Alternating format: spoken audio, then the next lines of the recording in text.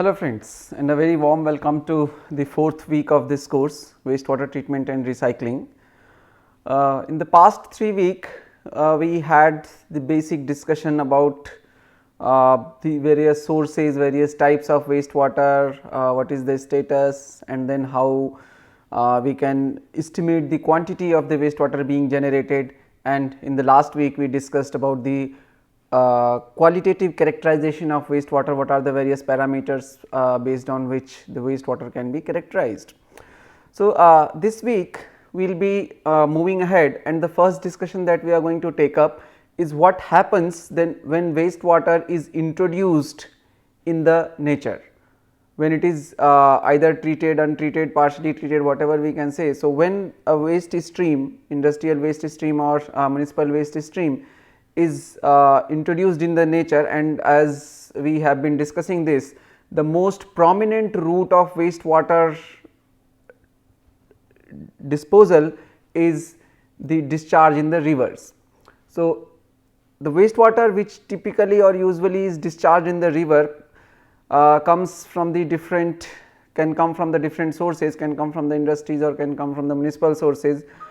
Generally, the municipal sources dominate over the industrial sources in terms of volume. So, like for say in the river Ganga, you will see that the total discharge may be the wastewater which is being discharged, around 90% of that by volume is from the municipal sewage, while around just 10% is from the industries.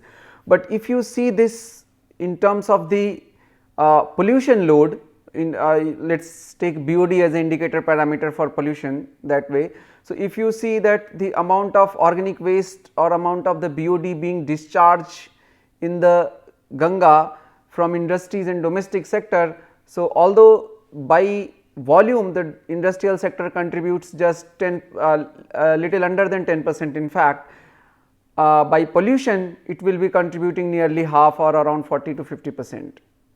Whereas the domestic sewage, which is by volume contributing over 90%, will only be contributing some 50 to 60% by the pollution load, because industrial wastes are more polluted. So, the point is what happens when this waste goes into these natural systems. Okay. What happens when this let us say a sewage stream is being discharged in a river. So, the receiving body or river which receives that waste stream, along with the waste stream of course the majority of the waste stream is water, but along with water a lot of contaminants are also introduced in these natural systems. So, for say in the river it will receive some volume of water or wastewater, what you call it is wastewater because there are a lot of contaminants in it. So, otherwise it is also a form of water only. So, it receives that water, but along with that it receives a significant or substantial amount of contaminants. Now, these contaminants when introduced in the river, what happens to these contaminants, that is what we are going to discuss primarily in this week and particularly in this lecture. So, when the wastewater is discharged in the natural environment, the pollutant in it, water is of course going to be the mixed, but the pollutant in the water can undergo the different processes. Okay. So, what could be these different processes? These pollutants undergoes a combination of various fate and transport processes, right. So,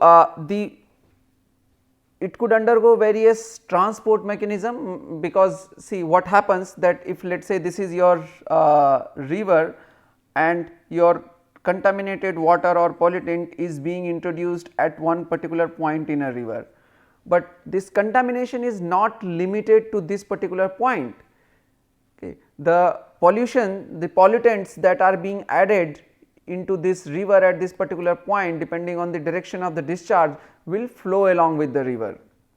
Okay.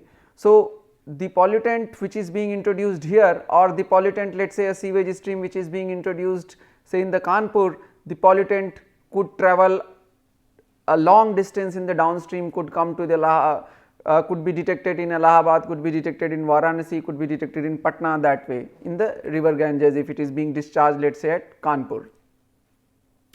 So, what are these major transport processes? So, these transport processes primarily includes advection. Advection, which is a process which carries the mass of the contaminant or mass of the pollutant along with the mean fluid flow. So, if your river is flowing, if you introduce something in the flowing water, let us say like you put a sheet of paper in a canal or in a river, as the water flows, the sheet of paper will also be flowing, right. So, that flow is basically along with the bulk flow of water, as the mass of water is also flowing, it is carrying that additional stuff, that contaminant, that pollutant as well. So, this process is called advection. Okay. Then there is a diffusion. So, which is practically a mass transfer phenomena. So, when the contaminants are added, it is not going to remain at a fixed point, or all of it may not be remaining together, it depends on the nature of contaminants. You take a piece of glass and throw it in a river, that piece of glass is going to be intact, okay. That is not going to like it may flow along with the water, but if let us say I am introducing a piece of glass at this particular point and it is travelling towards, the flow is towards this direction. So, the piece of glass or piece of paper, or let us say I take a wooden piece. So, wooden piece if I throw it here along with the flow in the river, that may come here, but the entire mass in that glass or paper or wooden piece is going to remain intact. But what happens if I throw a bag of dye at this place? So, that dye molecules are not going to remain like if I say put down 1 kg of dye at this particular point, it is not that along with the flow of the river here I can detect 1 kg of dye, because that dye molecules will get dispersed, okay, get diffused in the water. So, that is what diffusion means. Diffusion is essentially that movement of or transport of molecules of a contaminant from a zone of higher concentration to zone of lower concentration. So, where I have introduced, that becomes my high concentration zone and it will diffuse all over because of the random molecular motions. So, those molecules, those fine molecules are going to diffuse all over in the water, okay, and this is a concentration gradient is the driving mechanism for diffusion. Diffusion is a natural process, it will take whether you like if you put such kind of diffusive molecules or diffusive chemical in a medium, even in a static glass, you take a water in a glass and you add pinch of salt in that or pinch of color in that. So, what happens that color will slowly get mixed in the entire water, it is not going to remain only at the point where you have mixed, okay. So, that mixing takes place because of the concentration gradient, which is the deriving force. So, that is what is diffusion. So, when the pollutant is introduced in the water, it also gets diffused in the different directions. It could undergo dispersion, which is or we can say rather mechanical dispersion, which is because of again it is a random, but because of certain other driving mechanisms. So, for say if let us say this is your river, okay. So, all of this like if this is your cross section of the river, so all water molecules or all molecules of the river, all packets of the water of the river are not flowing with the exact same velocity, okay. This by the time it reaches here, this might have just reached here or this might have reached here. So, there could be a different velocity of different fluid packets, okay. That is one reason. So, what happens, let us say I introduced a contaminant across this cross section of the river. So, after some time some contaminant may remain here, some contaminant may remain here, some contaminant may reach up to there. So, they get dispersed in the river because of variable fluid velocities, okay, or could be because of variable fluid paths also. Okay. Some component of the river, you have seen natural rivers, it is not always straightforward. Okay. So, maybe this component is going like this, flowing like this here, and this component is flowing straight away. So, even if the velocities are same, the distances travel or the points where these contaminants could be taken could be very different. Okay. So, because of variable flow path or because of variable flow velocities, we can get the contaminant dispersed in the system. Okay. That is one thing, and then it can leach to the subsurface, which is subsurface transport. The contaminant can leach to the groundwater. So, that could be the another mechanism guiding the relocation or transport of the contaminant. There are phase transfer or relocation mechanisms also there. It could undergo sorption desorption, which is sorption is basically a combination of adsorption and absorption. So, contaminant can get adsorb onto the surface of, let us say, the riverbed sediments or some other materials, pebbles, boulders, rocks present in the river can get adsorb onto the surface of this, and then later on could actually dissolve also. So, that sorption desorption could be one mechanism, that is adsorption. For some spongy material, it can actually enter the body also, which is typically called as absorption, where it is a bulk phenomena, entire body is involved, whereas adsorption only surface is involved. Then it can undergo volatilization. So, the some volatile compounds, if let us say some those kind of volatile impurities coming in with the water, and as soon as it goes into the river, because temperature also fluctuates, in day times temperature could be relatively high and some stuff could actually turn volatile. Okay. Then we have transformation or degradation routes also, okay, which is there could be biotic transformation, means the transformation or the degradation involving microbial consortia. So, involving bacteria or fungi or those kind of stuff. So, that is biotic transformation or biodegradation, what typically we call. There could be abiotic transformation as well, which is chemical transformation, which is not because of any bacteria. So, simple abiotic hydrolysis and those kind of processes could also happen with some of the contaminants discharged, and there is a possibility of photodegradation because it is exposed and receives sunlight. So, some compounds can actually get photodegraded as well. So, these are some of the things that could happen to the various contaminants present in the river, which are introduced in the river, which were present earlier in the discharged wastewater. So, as we discussed, there could be variety of processes which there could be variety of process or variety of mechanisms which act upon the contaminants which are introduced in a natural stream or in a natural river. So, because of these processes, there is some of the contaminant, some of the pollutant gets treated within the river itself without doing any engineered intervention. Okay. So, we are not applying any engineering there, the natural system by itself takes care of not some, in fact, if you see there is a good velocity and all these things.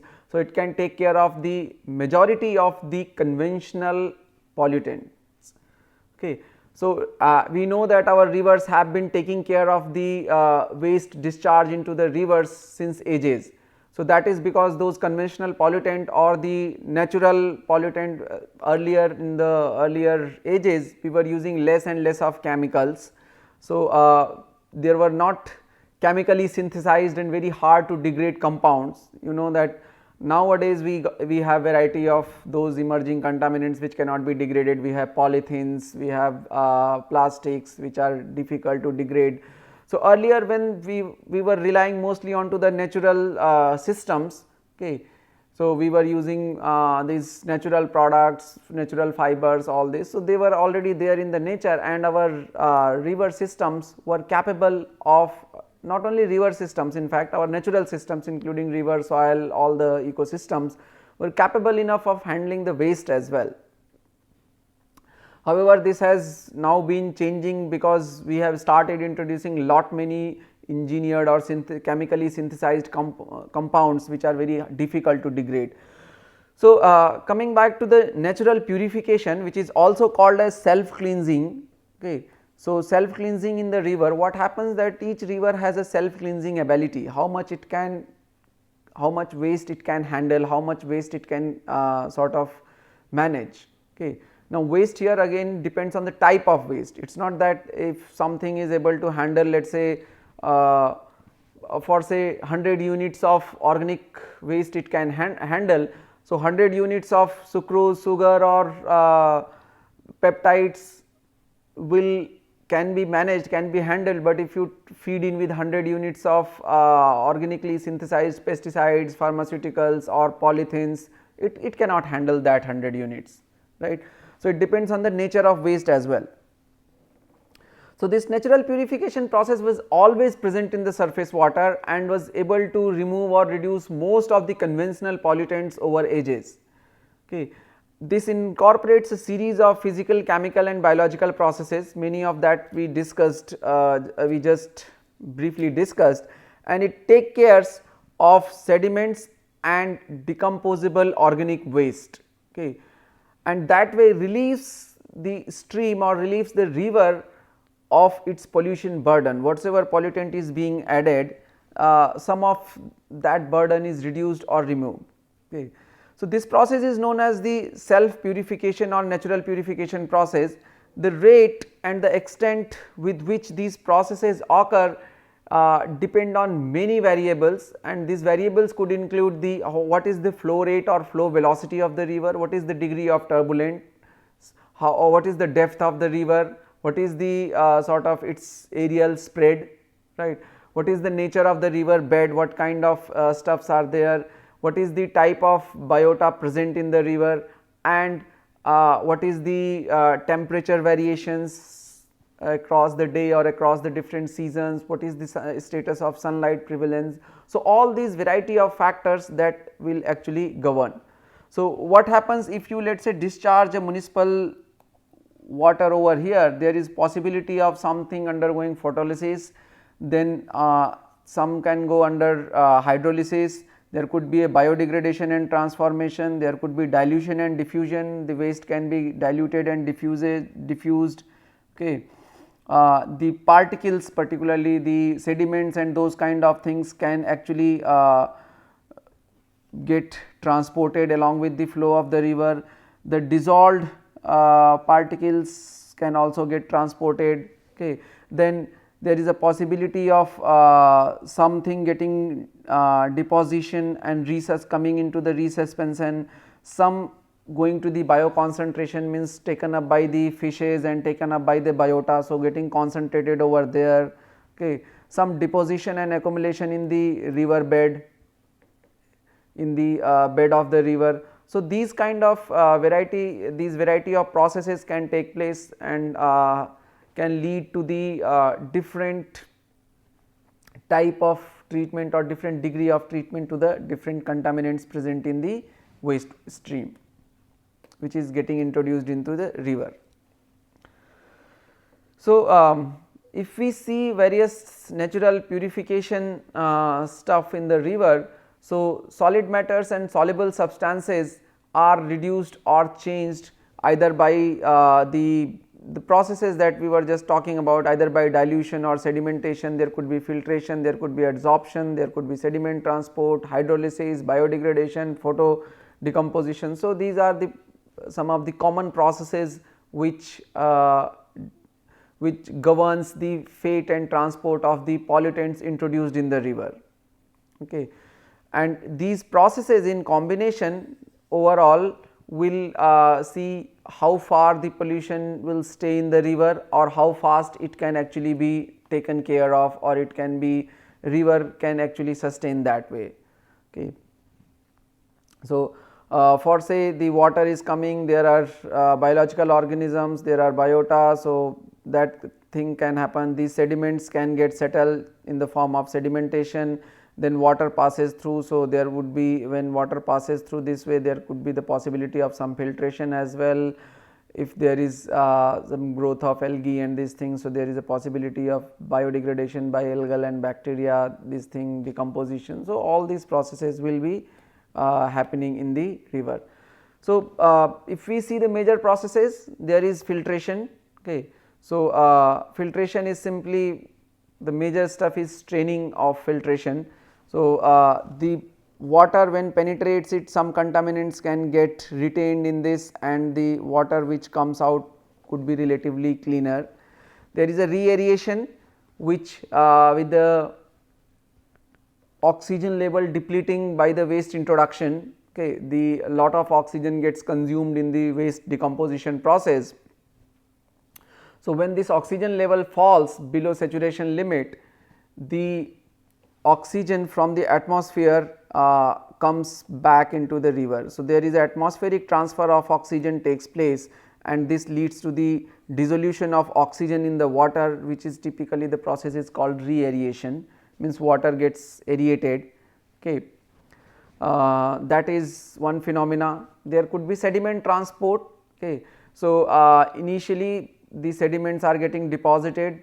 Okay, more and more sediments are getting deposited, and when there is some kind of turbulence, or let us say this in the fine weather, but when this flood occurs, lot of water gets and flow becomes very high. So, that can actually clean these entire sediments, okay, and take it to the sea. And further, there is after the flood has gone, the weather has turned fine, this deposition again started occurring. Okay. So, those kind of processes happen. One of the prime roles of the river is to basically also transport the dissolved impurities, dissolved substances to the river, to the sea, and sediment transport also. It should be able to take sediment and some of the dissolved solids to the, or majority of the dissolved salts to the sea. So, that is one of the primary function of the river, and our river usually like keep on doing that. Then there could be sorption and decomposition, various adsorption, absorption and decomposition processes. Okay. So, let us say the dissolved materials which is coming in, so that can actually gets decomposed, and by the portion of the floating bacteria or algae, which again release the carbon dioxide. The process will need oxygen consumption. So, oxygen is taken from the atmosphere. Atmosphere means oxygen is taken which is there in the dissolved state, but then it gets replenished from the atmosphere. Okay. Some of the matters can get sedimented, then the dissolved oxygen whatsoever are there, there could be possibility of biofilm formation, and over and above that there is decomposition takes place. The material can get interacted with this biofilm and can get decomposed, and the byproduct or mineralized product can actually remain in the river water, or if it is in the gaseous form, it can escape back to the system. So, that is how these processes can happen, and this biofilm could be mostly primarily it is of bacteria, but it could be of fungi, algae and various other microorganisms as well. Okay. So, that way these self purification processes keeps on happening within the river system. Now, if we see this natural purification process in the river, we can classify it in the different categories. Okay. So, there are physical processes which are essentially works on the effect of hydraulic characteristic of the river water. Okay. So, like the dilution. So, water which is or the waste water which is coming quickly gets diluted. Okay. And if we sort of considered a homogeneous or sort of good dilution, it is fairly simple. Let us say you are having a river and you are getting a stream. So, how it get diluted? For say your river water is having a flow rate of QR, okay, and contaminant concentration, basic background contaminant concentration is, let us say, Cr, any contaminant, it could be BOD, it could be any other contaminant. Okay. The sewage water which is coming in, okay, let us say this one is having a flow rate of QW, which is your wastewater, okay, and a contaminant concentration CW in this. So, when the instantaneous or whatsoever, when the homogeneous dilution occurs, the downstream in the river or the final concentration C in the river is, let us say, in the downstream the concentration, contaminant concentration is C, and the total discharge in the river or total flow in the river is Q. So, by the law of mass balance, your Q will be equal to QR plus QW obviously. So, let us say 100 or let us say 2 meter cube per second flow is coming from here and 0.2 meter cube per second flow is coming from here. So, this point onwards 2 meter is coming from this side and another 0.2 meter is coming from this side. So, this point forward obviously the total flow is going to be 2.2. So, that simple law of mass balance. So, total discharge or total flow will be equal to the summation of these two, while total concentration in the water is can be taken as the weighted average if it is getting diluted or instantaneously mixed. So, that will be your here you were having QR flow was having Cr concentration. So, total mass is Qr into Cr plus your QW flow was having Cw concentration. So, total mass here is QW plus Cw. So, summation of these two mass of the contaminants divided by the total flow, which is your QR plus QW, will give you the total concentration in the river. Okay. So, that way by simple dilution effect we can actually get the final concentration over there. Then sedimentation, it can get settled physically, it can undergo filtration, which is another physical process, it can actually have aeration, and there is a possibility of sediment transport. These are some of the processes. Then there are physico-chemical processes. So, the earlier that one were seeing were primarily physical processes, but physico-chemical process where chemistry is also involved. So, could be adsorption, could be aggregation, and could be even at times chemical oxidation and reduction. There are biological or what we can call biochemical processes which act based on the actions of microorganisms present in the water. So, that could be biotic adsorption, it is adsorption, but a biological adsorption or uptake, biological oxidation, decomposition by or the synthesis of organic matter. It can also be the uptake of organic matter which is called bioconcentration, okay, biouptake and bioconcentration. So, it can be taken uptake of organic matter and nutrients by plants and sediments. So, the biological entities or the plants or fishes and these things can actually uptake and absorb some of the nutrients, some of present in the water, or even some of the organic matter present in the water and concentrated within themselves. So, that is called biouptake and bioconcentration. So, that is another biological process which can take place. And then there are photochemical processes which are the purification action by sunlight and is actually the photodegradation of organic matter. So, these are the different major classes on which the we can classify the different processes that takes place when the contaminant or when the pollution or when the polluted water is introduced in the river systems. There are various factors that affect the natural attenuation as we were discussing. So, these factors could be temperature and sunlight. Okay. The temperature affects the rate of dilution, how fast it can get diluted. It can affect this rate of sedimentation, chemical and biological activities, primarily the biological activities, okay, because the biological processes, the rate of biological process is highly dependent on temperature. You are the microorganisms work in a suitable temperature range. If your temperature is, let us say, exceeding 60, your mesophilic range of bacteria will be almost dead.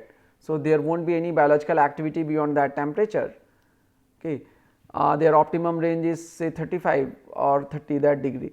If you are having a very low temperature around 4 degree or 5 degree, you know that biological activities stop at that low temperature. That is why we use refrigerators to preserve the food and other stuff for longer time, and we keep the temperature low so that the biological activities does not spoil our food, right. So that rate becomes excessively slow even at lower temperature or almost negligible. So these are all temperature dependent processes. It also, the temperature also influence the amount of dissolved oxygen in the water body. We did discuss this while discussing the parameter DO. Okay. So the saturation DO varies based on the temperature. At a higher temperature, the saturated or the saturation value of the dissolved oxygen is very low. So we cannot retain high oxygen in the water or high dissolved oxygen in the water at higher temperature. The lower temperature is better to retain more and more of the dissolved oxygen. Further, sunlight regulates the temperature, which eventually affects these processes, as well as it provides photodegradation opportunities. It offers photodegradation opportunities. So these are the major effect of temperature and sunlight.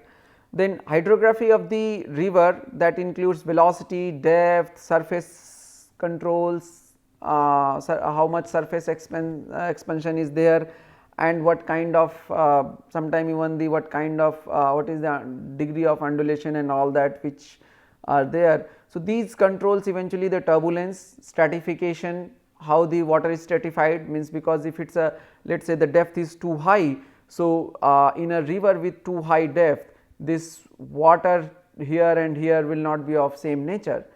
Okay. The homogeneity changes. So there could be heterogeneity can come, and there could be basically stratification, different layers could be formed. So temperature in this zone may be different in temperature in this zone.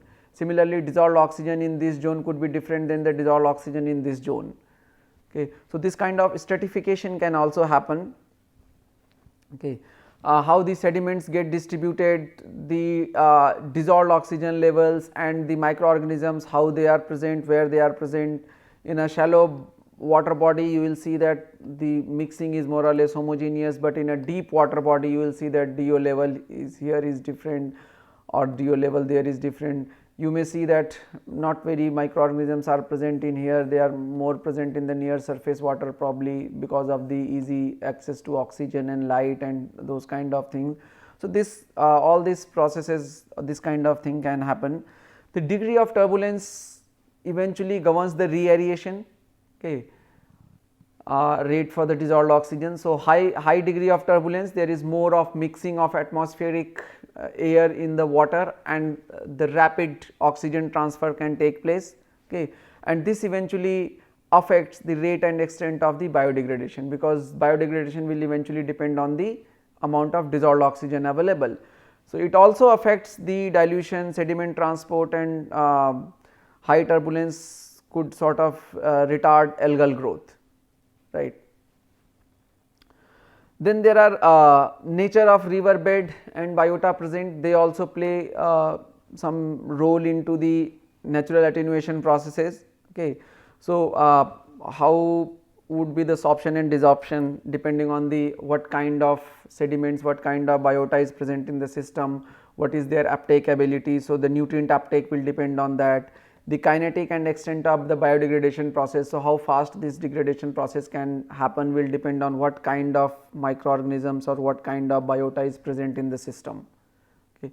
So it eventually will depend on that. So the how fast this biodegradation can take place, or this adsorption process, desorption process. So all this will be governed by the river bed and biota present. Also there are other factors like velocity, and these kind of things will also come and play a role into this. So these are the major factors that eventually governs the natural attenuation of the pollutant which enters the stream. We end this class here, and in the next class we will have further discussion on when polluted water enters a river.